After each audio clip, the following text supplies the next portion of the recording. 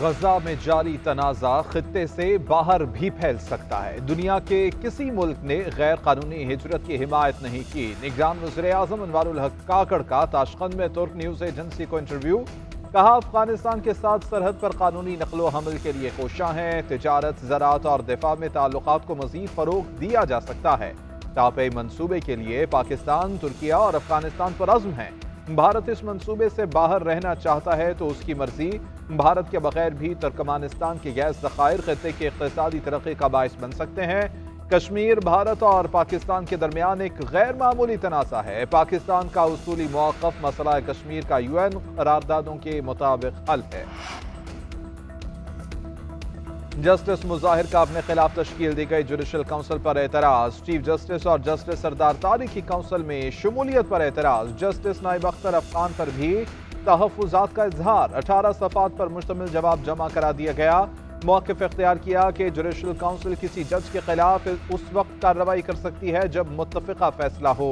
अक्सरियती फैसले पर जज के खिलाफ कार्रवाई नहीं हो सकती। इल्ज़ामात की तस्दीक किए बगैर मुझे शो कॉज नोटिस भेजा गया। शवाहिद का जायजा नहीं लिया। मुबय्यना ऑडियोज का हवाला दिया गया मगर उनकी तस्दीक नहीं कराई। मुझ पर लगाए गए तमाम इल्जामात बेबुनियाद और मनगढ़ंत हैं। जस्टिस मुज़ाहिर नकवी ने सुप्रीम जुडिशल काउंसिल से रेफरेंस और शवाहिद की नकूल मांग ली। इसाक़दार का निगरान हुकूमत से दहशत गर्दी पर इन कैमरा ब्रीफिंग का मुतालबा। कहा, हमारे लोग शहीद हो रहे हैं, इलेक्शन तक का इंतजार नहीं कर सकते। अभी निगरान हुकूमत को हिदायत दें कि वो आएँ और सेनेट में इन कैमरा ब्रीफिंग दें। हम देखेंगे कि क्या कर सकते हैं। ज़र्ब-ए-अज़्ब और रद्दुल फसाद जैसे ऑपरेशंस में अरबों रुपया लगाकर कामयाबी समेटी, फिर 2018 में यू टर्न ले लिया। काबुल में अंडरस्टैंडिंग के तहत सैकड़ों दहशतगर्दों को पाकिस्तानी जेलों से रिहा किया गया। नतीजे में अब मियांवाली जैसे वाक़यात रूनुमा हो रहे हैं।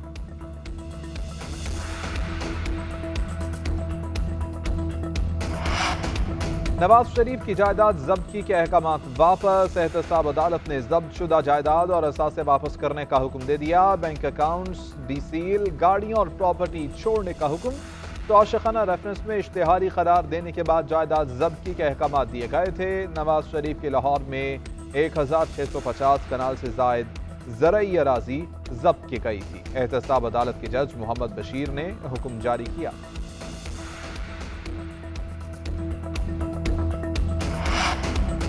इलेक्शन लड़ना है तो गोशवारे जमा कराएं। इलेक्शन कमीशन ने तमाम अरकान पार्लियामेंट और सूबाई असम्बली को हिदायत कर दी। गोशवारे जमा कराने की आखिरी तारीख 31 दिसंबर है। अरकान अपनी अहलिया, बच्चों और जेर कफालत अफराद की गोशवारे जमा कराएं। 1 जनवरी को गोशवारे जमा न कराने वालों की फहरिस्त शाया होगी। 15 जनवरी को अरकान की रुकनीत मुअत्तल कर दी जाएगी। मुअत्तल शुदा अरकान आइंदा असम्बली कार्रवाई में हिस्सा नहीं ले सकेंगे। गलत मालूमात फराहम करने वालों के खिलाफ कार्रवाई होगी।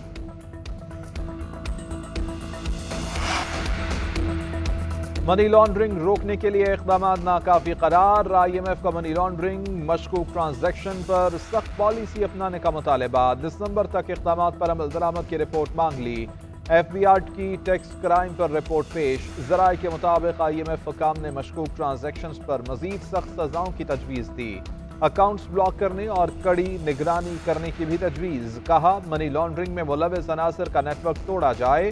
FBR की इस्तेदाद कार बढ़ाएं और इन्फोर्समेंट का निज़ाम मजीद सख्त होना चाहिए। FBR ने IMF को रवा माली साल के टैक्स हदफ हासिल करने की यकीन दहानी करा दी।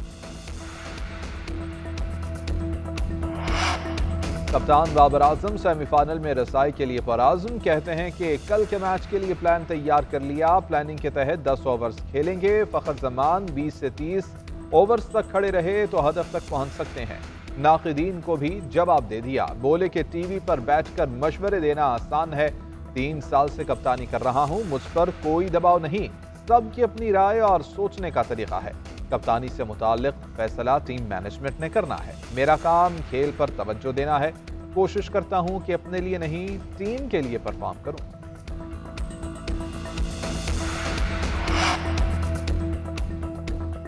और अफगानिस्तान जनूबी अफ्रीका के खिलाफ बड़ा स्कोर करने में नाकाम। 7 विकेटों के नुकसान पर 200 रन बना लिए। अफगान बल्लेबाज अजमतुल्लाह उमरज़ई की नेट सेंचुरी दोनों टीमें अब तक वर्ल्ड कप में 8 मैचेस खेल चुकी हैं। जनूबी अफ्रीका ने 6 मैचेस जीते, 2 में नाकाम रही। अफगानिस्तान 4 मैचेस जीत पाई, 4 में शिकस्त खा चुकी है। पॉइंट्स टेबल पर जनूबी अफ्रीका दूसरे, अफगानिस्तान छठे नंबर पर मौजूद।